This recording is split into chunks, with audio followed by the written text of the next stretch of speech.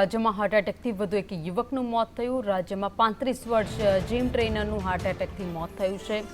ગવિયર ગામના સાહિલ પટેલનું હાર્ટ એટેકથી મોત નીપજ્યું છે। સાહિલ પટેલને કોઈપણ પ્રકારની બીમારી ન હતી। તો રાજ્યમાં એક પછી એક હાર્ટ એટેકના કેસ છે જે સતત વધી રહ્યા છે। યુવાનોમાં સૌથી વધારે હાર્ટ એટેકના કેસ જોવા મળી રહ્યા છે। વધુ એક બનાવ સુરતમાં બન્યો છે। સુરતમાં 35 વર્ષીય જીમ ટ્રેનરનું હાર્ટ એટેકથી મોત નીપજ્યું છે। સાહિલ નામનો જીમ ટ્રેનર હતો જેને કોઈપણ પ્રકારની બીમારી નહોતી તેવું તેમના પરિવારનું કહેવું છે। જોકે અચાનક જ હાર્ટ એટેક આવ્યો અને તેમનું મોત નીપજ્યું છે।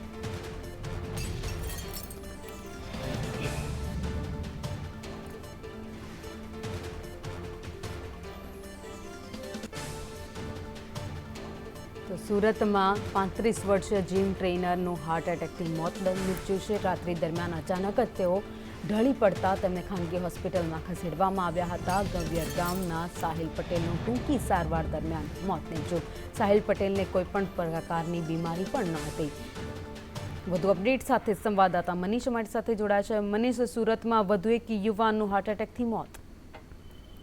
જી બિલકુલ, વાત કરીએ તો સુરત શહેરના ગવિયર ગામમાં રહેતા અને જીમ ટ્રેનર અને એરપોર્ટ પર ફરજ બજાવતા સાહિલ પટેલની રાત્રિ દરમિયાન તબિયત બગડી હતી। પરિવાર દ્વારા તેમને ખાનગી હોસ્પિટલમાં લઈ જવામાં આવ્યા હતા, પરંતુ ત્યાં પણ તેમની વધુ તબિયત લથડી પડી હતી। ત્યાં આગળ CPR આપવામાં આવ્યો હતો, પરંતુ ટૂંકી સારવાર દરમિયાન જ તેનું મોત થઈ ગયું હતું।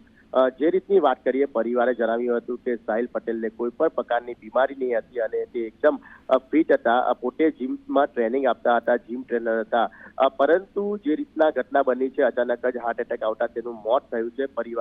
પરિવાર છે તે પણ શોકમાં ગરકાવ થઈ ગયો છે। હાલ સાહિલ પટેલના જે શબને છે તે સુરતની નવી સિવિલ હોસ્પિટલમાં લાવવામાં આવ્યો છે અને ત્યાં ગાડી પોસ્ટમોર્ટમ કરવામાં આવી રહ્યો છે અને મોતનું સાચું કારણ જાણવામાં આવી રહ્યું છે કે સાહિલ પટેલને એવું તો શું થયું હતું કે તેનું મોત નીપજી ગયું। જી આભાર માહિતી માટે।